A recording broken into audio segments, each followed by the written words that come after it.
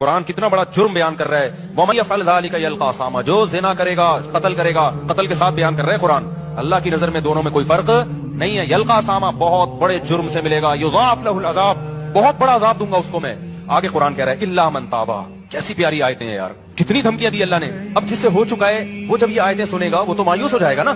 تو اللہ نے فوراً کہا الا من تابا. یہ جو قرآن کا الا ہے نا, اس میں بڑی طاقت ہوتی ہے. یہ ایسا لگتا ہے جیسے اللہ نے ایک تلوار چلا دی.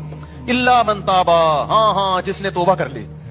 اب تک جو ہوا سو ہوا, کیونکہ جب زانی یہ آیتیں سنے گا وہ تو کہے گا میں تو گیا کام سے. اللہ کہتے ہیں مہلت ہے. الا من تابا, اب تک گرل فرینڈ رکھی نا تو نے, زنا کیا, لڑکوں سے بدفعلی کی, قتل کیا. من تابا, توبہ کر لے آج. وآمنا, اپنا عقیدہ صحیح کر لے. وعمل صالحا, آئندہ کے لیے اصلاح کر لے. فاولئک یبدل اللہ سیئاتہم حسنات وکان اللہ غفورا رحیما. یہ وہ لوگ ہیں جو پکی توبہ کرتے ہیں اور پھر اس پہ قائم رہتے ہیں. اللہ ان کی برائیوں کو نیکیوں سے بدل دیتا ہے. کیوں؟ اللہ غفور بھی ہے اور اللہ رحیم بھی ہے. اب ایک سوال ہوتا ہے کہ اللہ اتنا بڑا جرم کیا ایک شخص نے, قتل بھی کیا, زنا بھی کیا, پکی توبہ کر لے تو اس کو معاف کر رہے ہیں.